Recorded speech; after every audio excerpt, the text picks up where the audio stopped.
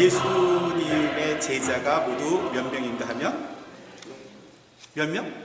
12명. 공식적인 제자가 12명. 그리고 이제 예수님을 평소에 쫓아다녔던 또 많은 분들이 있었어요. 13번째 제자였던 마티아도 12명엔 들지 못했지만 아마 상당히 오랫동안 예수님을 쫓아다녔던 사람인 것으로 여겨지고, 아마 많은 또 여자들도 예수님을 쫓아다녔는데 그들의 이름은 다 적히진 않았죠. 예수님의 무덤에 갔던 여인들의 이름을 보면 대체로 그들은 오랫동안 예수님을 또 흠모하고 또 쫓아다녔던 사람들로 여겨집니다. 예수님을 쫓아다녔던 사람들은 늘 예수님을 가까이서 뵙고 말씀을 듣고 깨달음을 얻고 천국의 소망을 얻고 사랑을 배우고 또 많은 기적 행함을 즐거워하고 하나님께 영광을 돌리고 이런 일들을 했지만요, 또 그 중엔 예수님을 좋아서 쫓아다니는 사람이 아닌 뭔가 다른 끙끙이가 있어서, 다른 속셈이 있어서 어떻게든지 예수님의 좀 흠을 잡아야 되겠다고 생각했던 사람들도 예수님을 끊임없이 쫓아다녔어요. 마가복음 오늘 우리가 3장 말씀을 읽었죠. 3장 2절에 어떤 내용의 말씀이 있는가 하면, 예수님을 어떻게 하든지 재판의 회부에서 종교 재판에 글을 넣어서 예수님을 좀 못살게 굴고 예수님을 어떻게 하든지 감옥에 가두고, 심지어는 4절에 보면 예수님을 감옥에 가두려고 예수님의 일거수일투족을 계속해서 엿본 사람들이 있어요. 그 사람들은 예수님의 주 무대였던, 예수님이 활동을 많이 하셨던 갈릴리 지역, 예루살렘 지역에도 그 사람들이 있었고요.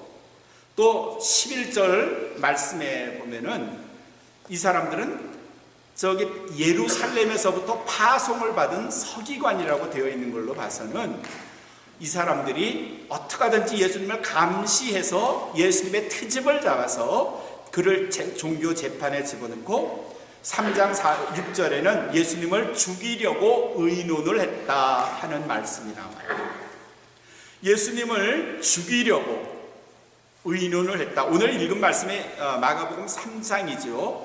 그러니까 시대적으로 이게 1장이 2장보다 빠르고 이렇지는 다 그렇지는 않지만 그래도 대체적으로 시간 순서대로 정리한 건데, 3장이라고 하면 예수님의 사역 초창기거든요. 예수님은 초창기 때부터 살해 위협을 끊임없이 받으셨던 겁니다. 오늘 3장의 말씀을 쭉 읽으면 예수님께서 가버나움이라고 하는 갈릴리 지역에, 그 지역에서 선교 사역을 하셨어요. 하나님의 말씀을 전했고, 특별히 3장에는 예수님께서 많은 병자를 고치셨던 장면들이 나와요. 손 마른 사람, 또 예수님의 제자였던 베드로의 장모의 열병을 고쳐주셨고요. 귀신 들린 사람들도 고쳐주셨어요. 11절의 말씀을 보면 귀신들이 예수님이 나타나자 그들이 먼저 예수님을 알아보고 당신은 하나님의 아들입니다 이렇게 고백하는 장면이 나와요. 그런 걸로 봐서는 귀신조차도 예수 그리스도께서 하나님의 아들이심을 알고 두려워한 거예요. 근데 귀신 들린 사람을 예수님이 그냥 보고 지나치시진 않았죠. 어떻게 하셨을까요?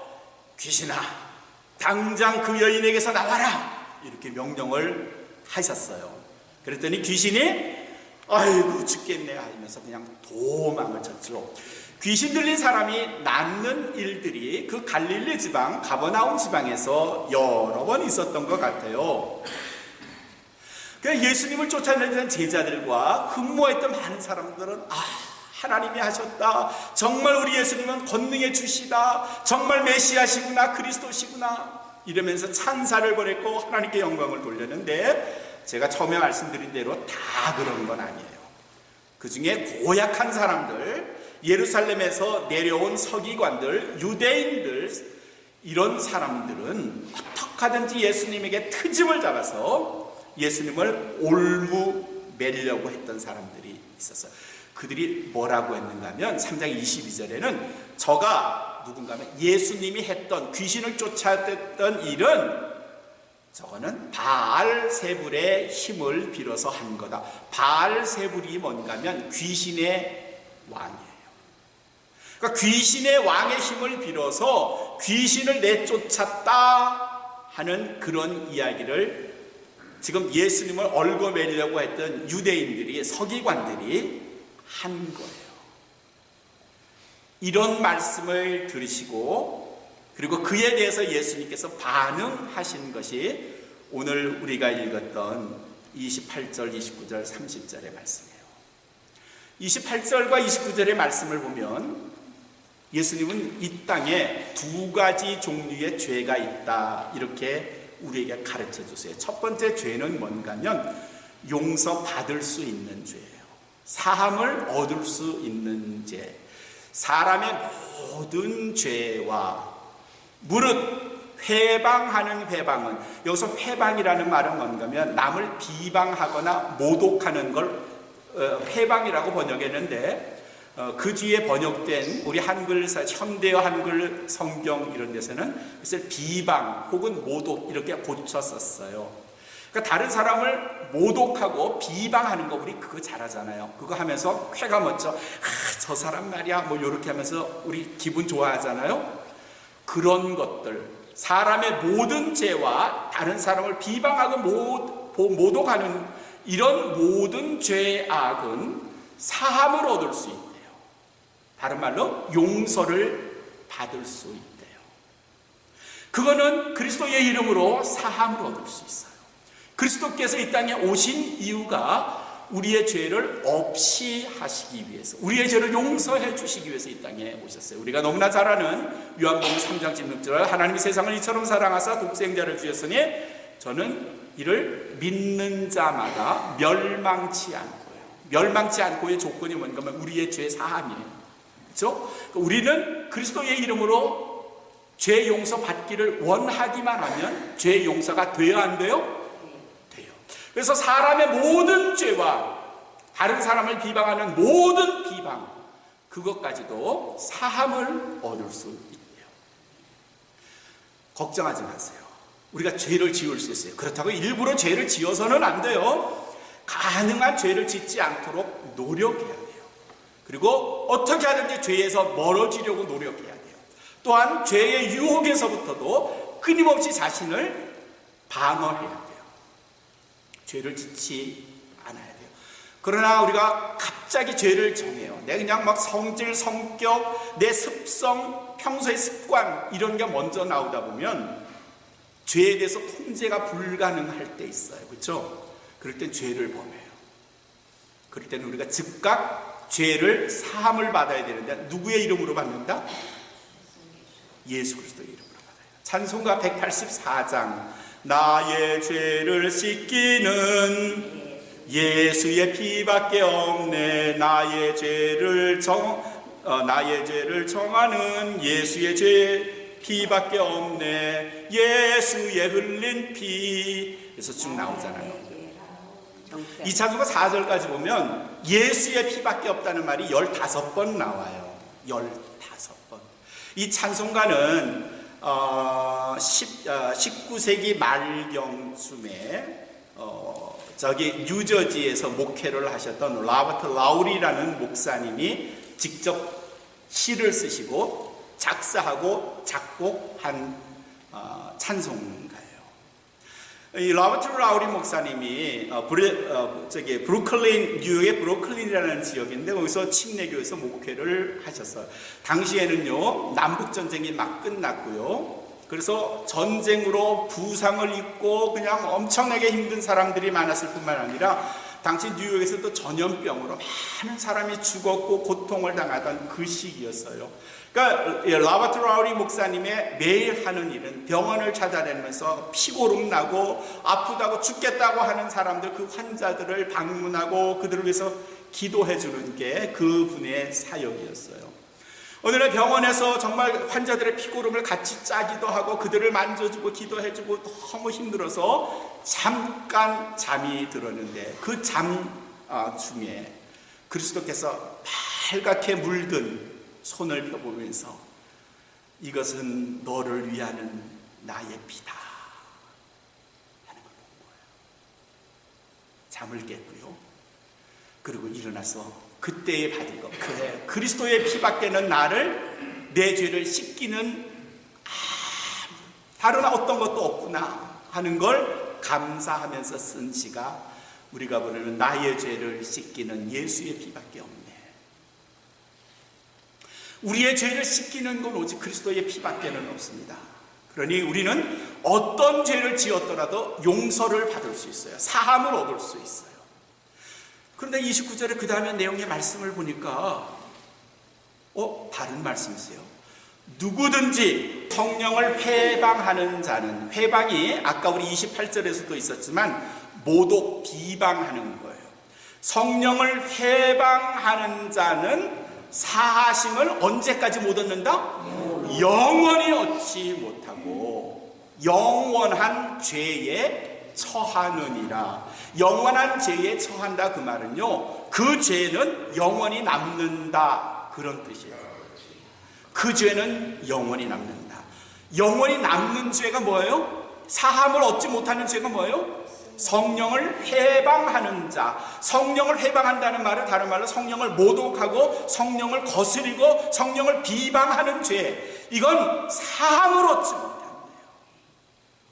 그러니까 28절에서 사함을 얻는 죄가 있어요. 용서를 얻는 죄가 있어요. 주님이 안아주시고 그래 내가 널 용서해 줄게 하는 죄가 있어요. 우리는 그 죄, 그 은혜 때문에 구원함을 얻어요. 그러나 29절에는 용서가 안 되는 죄가 있는데, 그 뭔가 하면 성령을 거스리는 죄예요. 성령을 거스리는 죄가 뭐지? 뭘까요? 우리 오늘 3장을 제가 처음부터 설명을 드렸어요. 3장에 지금 어떤 상황이었는가 하면 그리스도께서 귀신 들린 사람을 내쫓았어요. 무엇으로 내쫓았을까요? 하나님의 권능으로 내쫓았어요. 하나님의 능력으로 내쫓았어요. 그랬더니 예수님을 비방했던 사람들, 유대인들, 서기관들, 이 사람들이 그걸 보고 뭐라 그랬다고? 바알세불의 능력으로 저가 귀신을 내쫓았네, 이따구 소리를 했어요. 귀신의 힘으로 내쫓았네, 이 말이에요. 그리스도께서는 하나님의 능력으로 귀신을 내쫓았는데, 하나님을 믿는다고 하면서 그리스도를 바라보지 못했던, 그리스도를 알지 못했던 유대인들은 그리스도를 뭐라고 비방했는가 하면 저 사람이 하나님의 능력이 아니라 귀신의 능력으로 이적을 행한 거야, 이렇게 말한 거예요. 그 말에 대해서 예수님이 뭐라고 하는가 하면 너희들이 다 용서를 받지만 성령을 회방하는 죄, 다른 말로 하면요, 하나님이 행하신 일을 부인하는 사람, 부정하는 사람, 그들의 죄는 영원히 사함을 받을 수 없다, 그 말씀이에요. 하나님이 행하시는 일을 부인하는 사람, 하나님이 하신 일에 대해서 부정하는 죄는 절대로 용서가 안 돼. 여러분, 이게 굉장히 심각하고, 야, 나도 저런 죄를 범하면 어떡하지? 그런 생각을 하지만 별로 걱정하시지는 않아도 돼요. 왜냐하면요, 하나님이 하신 일을 인정하지 않았던 유대인들은 하나님을 믿는다고 하면서 지금 예수 그리스도를 믿는 거예요, 안 믿는 거예요? 제가 이제 여러분에게 질문하는 거죠. 하나님이 행하신 가장 위대한 일, 우리 인류 역사 속에서 가장 위대한 일은 뭘까요? 소경 고쳐주신 것, 귀신 내쫓으신 것, 바다를 가르신 것, 파도를 잠잠케 하신 것, 뭘까요? 세상에 어쩜 그렇게 잘하세요? 독생자 예수 그리스도를 이 땅에 내보내주신 거예요. 그래서 그분을 믿기만 하면 구원을 얻는다 그랬어요. 그 위대한 일을 부인하는 것, 그게 성령을 회방하는 죄죠. 그리스도를 아니라고 인정하는 사람, 하나님이 행하신 그 위대한 구원 사역을 노라고 말하는 사람, 그들을 향해서 예수님은 성령을 회방하는 죄, 하나님이 하신 일을 아니라고 하는 사람, 그렇게 말씀하시는 거예요. 여러분들, 우리들 중에는 예수 그리스도가 나의 구세주, 하나님이 하신 가장 위대한 일을 부인하시는 분, 혹시 못 믿겠다고 하시는 분, 아니라고 하시는 분 혹시 누가 계세요? 계세요? 아무도 안 계시네요. 성령을 회방하는 죄는 하나님이 행하시는 많은 일들, 위대한 능력, 이 일은 하나님이 하신 거예요. 물론 제일 위대한 일은 그리스도를 이 땅에 보내주신 일부터 시작해서 나를 하나님의 아들, 여러분을 하나님의 자녀 삼으신 것, 그리고 우리의 교회를 통해서, 일상을 통해서, 인류의 역사를 통해서 하나님이 끊임없이 일하시고 하나님께서 그리스도를 통해서 하시는 많은 일들이 있어요. 근데 어떤 사람들은요, 죄송합니다, 교회에 나오긴 하지만 하나님이 하셨다고 하는 믿음을 못 가져요. 무슨 하나님이 그따위 일까지 하셨을까? 뭐 하나님이 그런 일까지 하시는 분인가? 의심을 갖죠. 의심을 갖죠. 아, 그건 하나님이 하신 일이 아니야, 이렇게 말할 수도 있어요. 성령을 회방하는 이 29절의 말씀을 영어 성경에서는 뭐라고 하는가? The blasphemy against the Spirit. 그러니까 성령의 the Spirit, 성령에 대해서 against the Spirit, 성령에 대해서 blasphemy, 신성모독의 blasphemy라는 말은 신성모독, 하나님을 모독하는 거라고 했어요. 모독하는 일은 the blasphemy against the Spirit will not be forgiven. 용서받을 수 없다. will not be forgiven. 용서가 안 된다. 하나님을 모독하는 일, the blasphemy, 하나님을 모독하는 일은 절대로 용서를 받을 수 없습니다. 요한일서 5장 16절에 요한 사도도 이와 같은 말씀을 하셨어요. 사망에 이르는 죄가 있나니, 사망에 이르는 죄, 용서가 안 되는 죄요. 이에 대하여 나는 구하라 하지 않을 것이요. 하나님도 용서해 주지 못하는 죄가 있는데 요한 사도가 그것에 대해서 하나님 용서해 주세요 할 수가 없다는 거예요. 왜 할 수가 없는가 하면 하나님이 용서가 안 되니까. 그게 뭔가 하면 blasphemy, 신성모독이에요. 하나님을 모독하는 거예요. 십계명이 있어요. 10개의 계명을 하나님께서는 모세를 통해서 주셨어요. 그 중에 세 번째가 뭔가 하면은, 세 번째가 뭐예요? 세 번째가 출애굽기 20장 7절의 말씀이 세 번째예요. 하나님의 이름을 망령되이 하는 거예요. 너는 너의 하나님 여호와의 이름을 망령되이 일컬지 말라. 나는 나의 이름을 망령되이 일컫는 자를 죄 없다 하지 않으리라 그러셨어요. 그걸 십계명에서 그냥 줄여서 거룩한 하나님의 이름을 망령되이 일컫지 말라. 망령되이 일컫지 말라는 말은 뭔가면요, 하나님의 이름을 욕한다 이런 뜻도 되지만 하나님을 인정하지 않는다, 하나님의 존재를 부인한다, 그런 뜻이에요. 십계명에도 이 말씀이 있네요. 십계명의 제일 앞에 보면 하늘에 계신 우리 아버지요, 그 다음이 뭐죠? 이름이 거룩히 여김을 받으시오며, 하나님의 이름을 거룩하게 해야 한다. 그게 뭔가 하면 Our Father who art in heaven, 하늘에 계신 우리 아버지시여, hallowed이라는 말이 뭔가 하면 무엇을 거룩하게 만들다, 그런 뜻이에요. hallowed be thy name. thy라는 말은 옛날의 영어인데 your예요. be thy name, 하나님의 이름을 hallowed, 거룩하게 하시오며. 십계명에 있는 세 번째, 망령되이 일컫지 말라, 주기도에 예수님이 가르쳐주신 이름, 하나님의 이름을 거룩하게 하라, 같은 내용이고, 그 말이 오늘 마가복음 3장 29절에서 뭐라고 말씀하시는가 하면은 성령을 해방한다, 성령을 모독한다, 하나님의 하시는 일을 부정한다 라고 말씀하시는 거예요. 하나님께서 이 땅에 구세주를 내려주셨고 우리가 그것을 믿기는 하지만, 믿는 척 해서는요, 잘 못 믿으면요, 하나님이 하시는 일을 인정하지 않는 경우들이 얼마나 많은지 몰라요. 성경에도 출애굽기에 이제 그런 이야기가 나오죠. 하나님이 모세를 부르셨어요. 너 네 백성을 구해내라. 그래서 모세가 갔어요. 그랬더니 이집트의 왕, 그 왕의 제도를 그때 바로라고 불렀죠. 파라오가 안 돼, 못 가. 그래서 하나님께서 모세를 통해서 그 애굽 땅에 어떤 벌을 내리셨어요? 몇 가지? 10가지 재앙을 내리셨어요. 하나씩 얻어맞을 때마다 바로가 정신을 차릴 수가 없어요.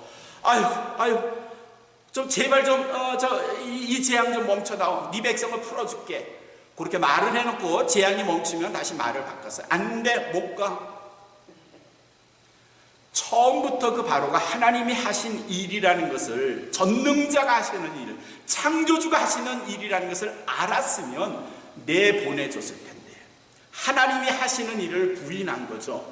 모르는 거죠. 그걸 인정할 수 없는 거죠. 그러니 맏아들까지 잃고서야 비로소 이게 신이 하시는 일, 창조주가 하시는 일, 하나님이 하시는 일이라는 걸 알고 그때서야 내보내줬지만 때는 이미 늦었어요. 하나님이 하시는 일이라는 것을 제때에 알지 못하면 우리는 얻어맞아야 되고요, 수도 없이 깨져야 되고요, 그리고도 정신 차리지 못하면 용서받지 못하는 죄, 그 죄가 영원히 남는 하나님의 형벌을 받을 수밖에 없다. 성령을 회방하는 죄, 하나님이 하시는 일을 인정하지 않는다면 그 죄는 영원히 남을 것입니다. 오늘 예수님이 하시는 말씀이에요. 우리 일상에서, 여러분들의 일상에서 하나님이 하시는 일이 있을까요, 없을까요? 하나님이 하시는 일이 있을까요, 없을까요?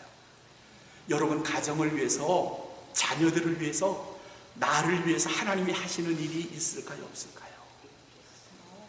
생생하게 느끼셔야 돼요. 생생하게 느끼셔야 돼요. 이건 정말 살아계신 하나님이 하시는 일이야. 그걸 인정하셔야 돼요. 매번 그것을 인정하고 감사하고 하나님께 기도하셔야 돼요. 그 내 삶에서, 내 일상에서 느끼는 하나님이 나와 함께 하심, being with me, 나와 함께 하심, 그 자체를 인정하지 않는다면 순식간에 나는 하나님이 하시는 일을 회방하고 인정하지 않고 모독하고, 그러면 어쩌면 주님께서 우리에게 나타나셔서 성령을 회방하는 자는, 누구든지 성령을 회방하는 자는 사심을 영원히 얻을 수 없고 영원한 죄에 처하느니라, 이렇게 경고를 주시면 어떡하죠? 미국의 7번째 대통령이 앤드류 잭슨입니다. 앤드류 잭슨 대통령이 당시에 미 전역에 이제 감옥에 많은 죄수들 있잖아요. 그 중에 이제 굉장히 모범적인 그 형무소에서 수용 생활을 했던 사람들을 이렇게 풀어주는 그런 은택을 내줬어요. 법무부 장관을 통해서 수용소 생활을 잘한 사람들에게 내가 은전을 베푼다. 그래서 그들을 일찍 감옥에서 이렇게 풀어주는 은전을 베풀었어요. 그런데 한 사람이 나는 대통령의 은전을, 대통령의 석방을 나는 원하지 않습니다. 난 그냥 감옥에 있겠습니다. 그래서 법무부 장관의 그 당시 감옥에서 나오시오 하는 요청을 거부했어요. 그래서 결국 감옥에서 나오라고 했는데 이 사람은 안 나가겠다고 했고, 그래서 변호사를 붙였고, 그래서 재판에 들어갔네요. 참 별 사람 다 있죠. 예? 감옥에서 풀어준다고 했는데도 안 나가겠다고 버티겨서 결국 그 법정에서 싸움이 일어났어요. 이게 1830년대 일인데, 근데 결국은 법무장관이 졌어요. 국가가 졌어요. 그 사람은 은혜를, 대통령의 은택을 안 입을 자유가 있다. 앤드류 잭슨 대통령이 아무리 당시 감옥에서 나오시오, 사회로 나오시오, 가족에게 돌아가시오 해도 싫어, 나는 안 가. 그러면 안 갈 수 있다는 거예요. 그래서 그 사람이 이겼어요. 그냥 그 사람은 감옥에 사는 거예요. 근데 이런 원리가 우리 인간 세상에서도, 우리 일상에서도 적용이 됩니다. 하나님은 우리에게 갖가지 은혜를 주세요. 그게 보이는 은혜도 있고요, 보이지 않는 은혜도 있고요. 근데 우리는 버팅기는 습관들이 있어요. 굳이 그게 하나님의 은혜가 아니라고 부인하고 싶기도 하고요, 하나님의 은혜를 거절하기도 하고요.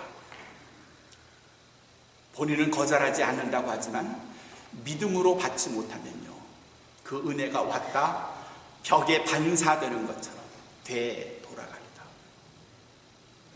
하나님의 은혜를 받으시려면요, 하나님이 우리에게 쏟아 부어주시는 은혜를 받으시려면요, 여세요. 문을 여세요. 모든 것이 주께로부터 왔으니, 이런 찬송이 있어요. 모든 것이 주께로부터 왔어요. 주님의 은혜를 받으시고요, 그런 다음에 고백을 하세요. 이것은 하나님이 행하신 일입니다. 하나님이 역사하신 겁니다. 하나님의 은혜입니다.